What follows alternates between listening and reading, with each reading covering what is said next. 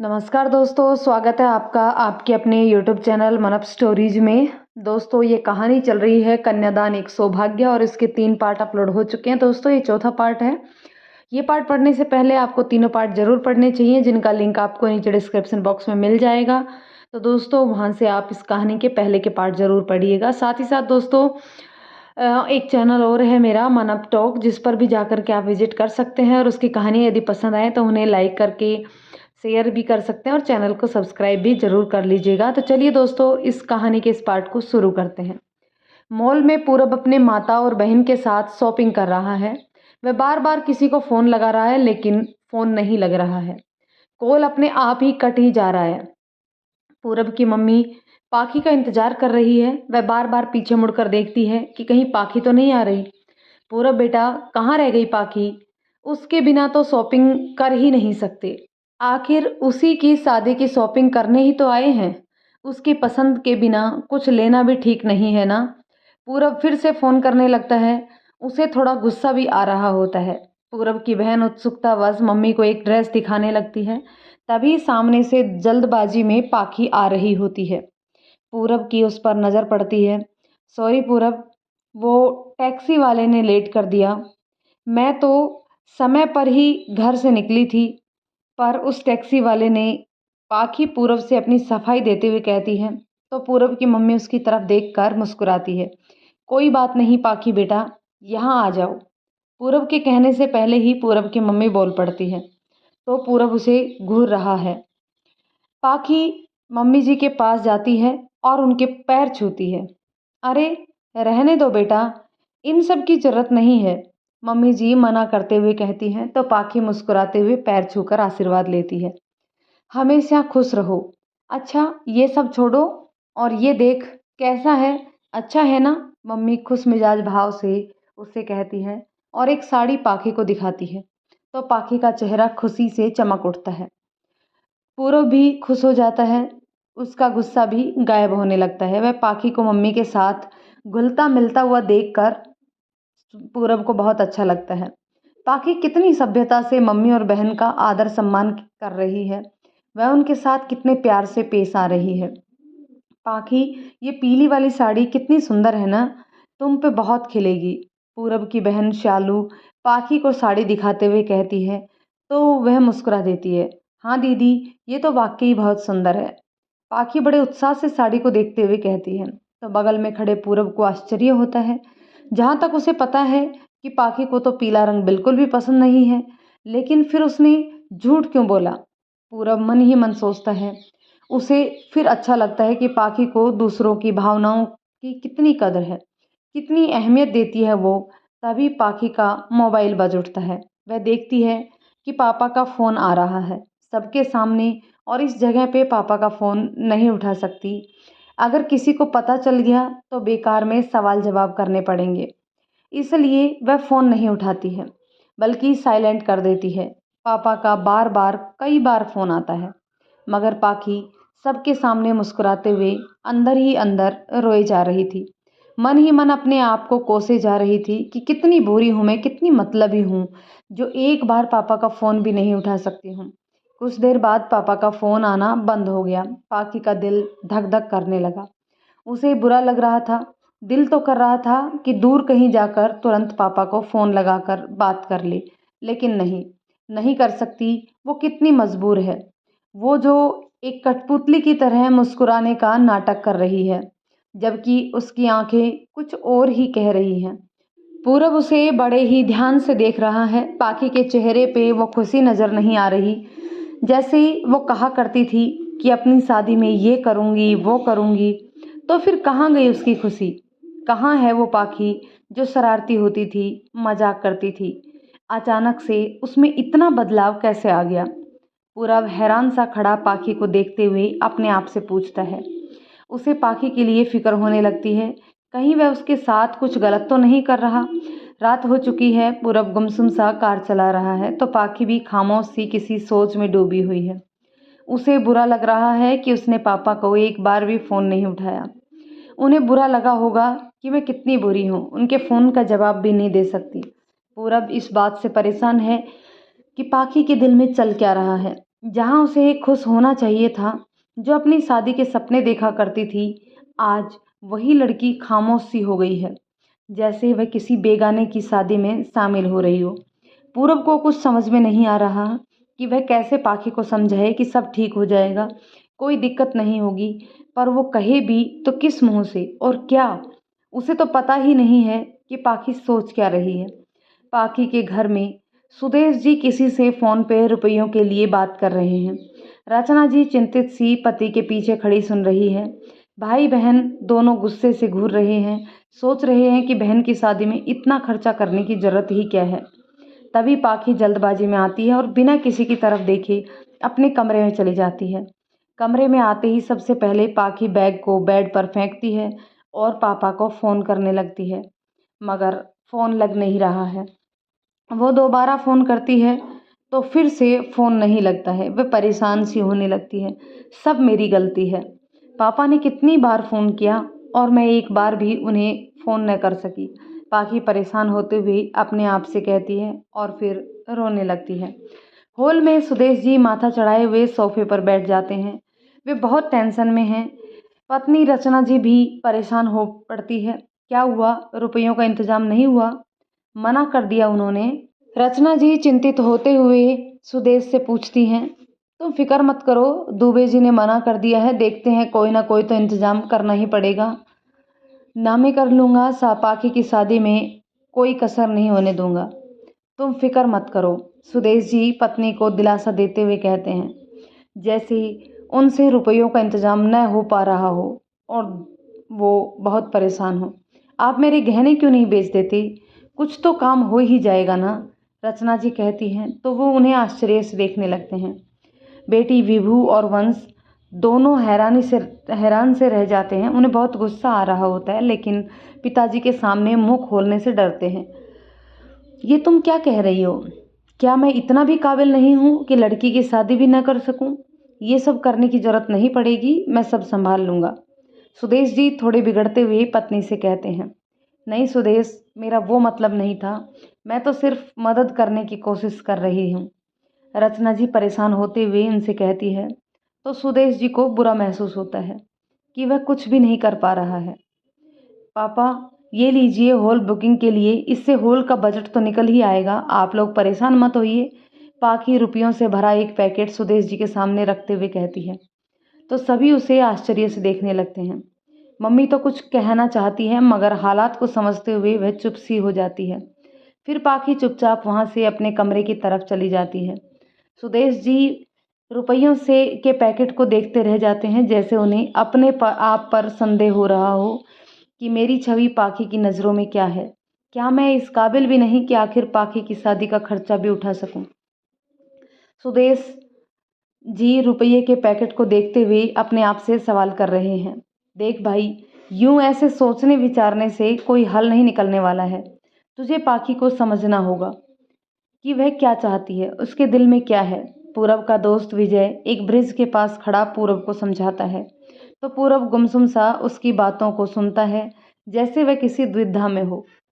आदित्य, मनोज शराब की बोतल लिए पी रहे हैं, जैसे उन्हें कोई मतलब ही ना हो पूरब की परेशानियों से, उसकी दिक्कतों से। तू इतना भी क्या सोच रहा है? वो तेरी होने वाली पत्नी है, अगर तू आज उसे नहीं समझेगा तो देख लेना आगे और भी दिक्कतें होने वाली है। भले आज वो कुछ ना कहे, पर एक दिन ये छोटी मोटी बातें ही एक बड़ा मुद्दा तैयार कर देती हैं। विजय पूरब से कहता है तो वह उसे हैरानी से देखने लगता है, जैसे उसे विजय की बातें चुभ रही हों।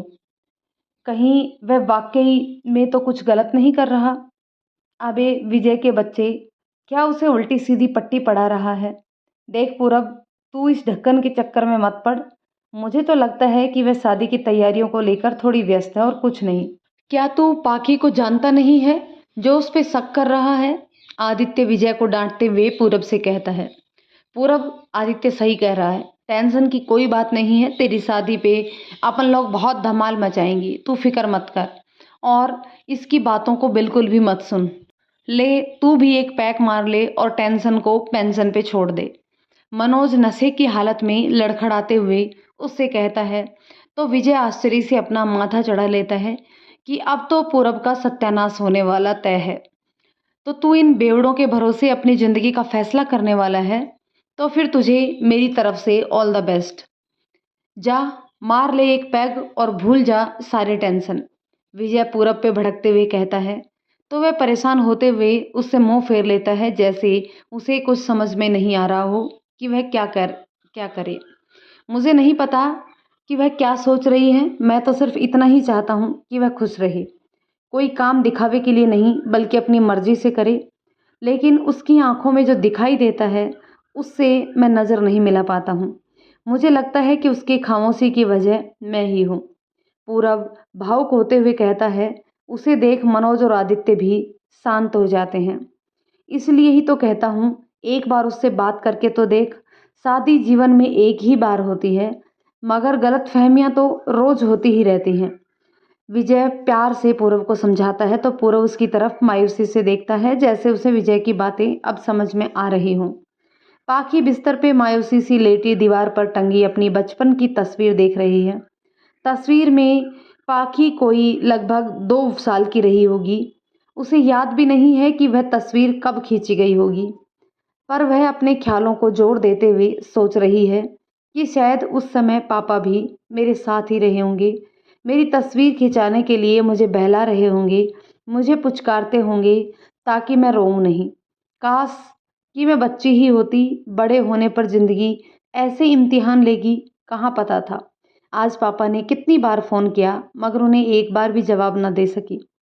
अगर फ़ोन उठा भी लेती तो क्या कहती कि मैं अपनी शादी की खरीदारी कर रही हूँ। झूठ बोलती पापा से? नहीं, पापा से झूठ बोलने की कहाँ हिम्मत होती।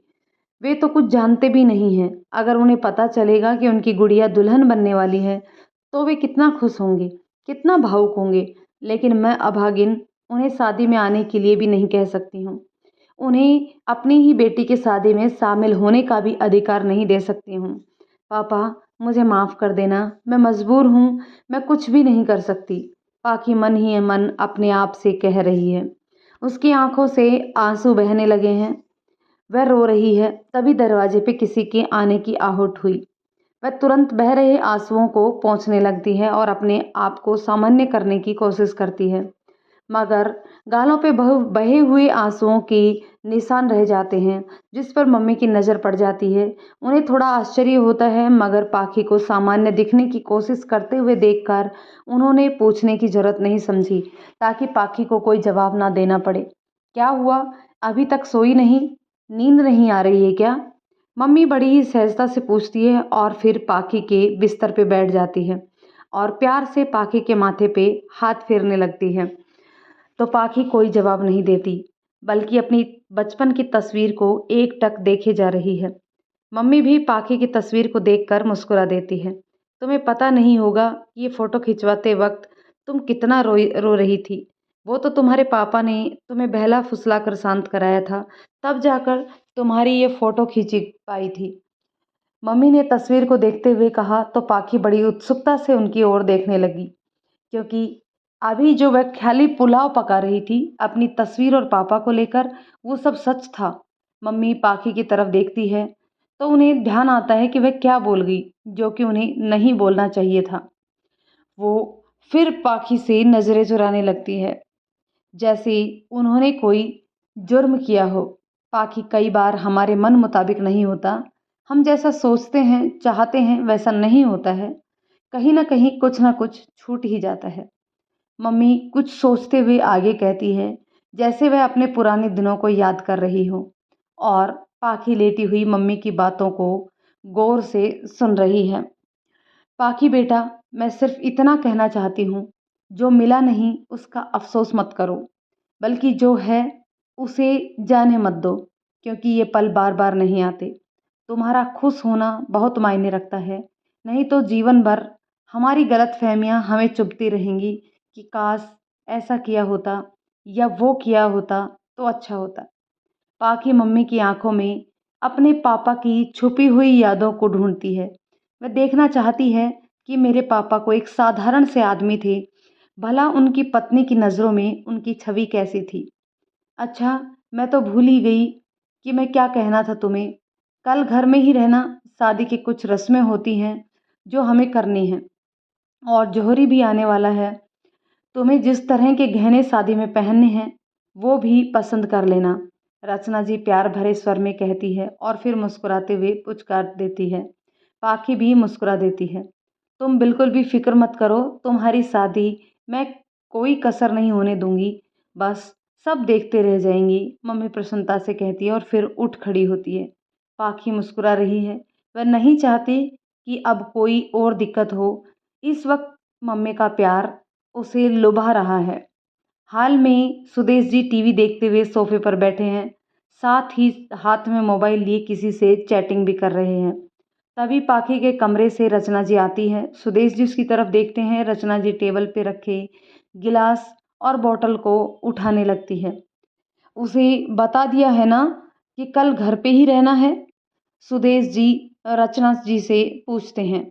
हाँ बता तो दिया है, पर कुछ कहा नहीं उसने, रचना जी ने जवाब दिया। ठीक है, तुम सब संभाल लेना, मुझे तो कल एक क्लाइंट से मिलना है, नहीं तो मैं भी रुकता, सुदेश जी मोबाइल पे उंगली फिराते हुए कहते हैं। आप फिक्र मत करिए, मैं सब संभाल लूंगी, रचना जी मुस्कुराते हुए जवाब देती हैं। सुबह होती है।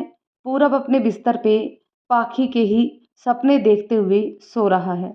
उसे लगता है कि पाखी उसके साथ है, उसकी बाहों में लेटी हुई है और उससे प्यार कर रही है। जैसे ही वह पाखी को चूमने वाला होता है कि वह बिस्तर से नीचे धड़ाम से गिर जाता है। आई, माँ मर गया, सिट, ये सपना था जो मुझे गिरा दिया, पर था बड़ा प्यारा। पूरब जमीन पे पड़े हुए अपने आप से कहता है और फिर अपने आप ही पाखी के बारे में सोचकर मुस्कुरा देता है। तुम फिक्र मत करो पाखी, अगर तुम्हारी सारी नाराजगी दूर न कर दी तो मुझे देखना, मैं भी तुम्हारा पति नहीं, बस एक बार शादी हो जाने दो, पूरब जमीन पर लेटे हुए अपने आप से कहता है, फिर मुस्कुरा देता है। ये गिरने की आवाज़ कहाँ से आई थी? अरे पूरब, क्या तुम बेड से गिरे थे? हे भगवान, तुम कब बड़े होगे? कमरे में आते हुए पूरब को जमीन पर पड़ा देख बहन सालू बोल पड़ती है। कुछ नहीं हुआ है यार, मैं तो जमीन पे ही सो रहा था। वो बिस्तर पे नींद नहीं आ रही थी, इसलिए नीचे ही सो गया था, पूरब उठते हुए शालू से कहता है और जम्बाही लेता है। तो फिर ये आवाज़ कैसी थी जो तुम्हारे कमरे से आई है? शालू संदेह भाव से पूछती है। तो पूरब उससे नजरें चुराने लगता है। मुझे क्या पता, मैं तो सो रहा था, मुझे तो कुछ सुनाई नहीं दिया, पूरब झूठ बोलते हुए उससे कहता है और फिर बिस्तर पर लेट जाता है। शालू को उस पर शक होता है कि यही गिरा है और मुझे बेवकूफ़ बना रहा है। छोड़, तुझे मम्मी ने बुलाया है, तेरी शादी का कार्ड बन गया है, जल्दी आ जा, नहीं तो कोई शादी में नहीं आने वाला है। तो शालू कहते हुए बाहर की तरफ चली जाती है। पूरब मुस्कुराते हुए पाखी के ख्यालों में खोया हुआ है कि काश पाखी अभी मेरे पास होती तो कितना अच्छा होता। पाखी के घर पे चहल पहल है, कुछ मेहमान आए हुए हैं। मम्मी जी मेहमानों के स्वागत सत्कार में लगी हुई है। सुदेश जी ऑफिस जाने के लिए कमरे से बाहर आते हैं तो रचना जी की नज़र उन पर पड़ती है। जरा रुकिए तो, बस 2 मिनट नाश्ता लगा देती हूँ, आप बैठिए, रचना जी हड़बड़ाते हुए उनसे कहती हैं। एक तो वह काफ़ी व्यस्त नजर आ रही हैं और दूसरा मेहमानों की देखभाल भी कर रही हैं। सुदेश जी पत्नी की व्यस्तता को देखकर मुस्कुरा देते हैं।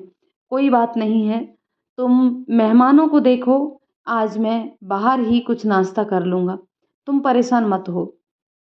ओके, तो सुदेश जी पत्नी को समझाते हुए कहते हैं, लेकिन नाश्ता तो तैयार है ना, आप बैठिए, मैं लेकर आती हूँ।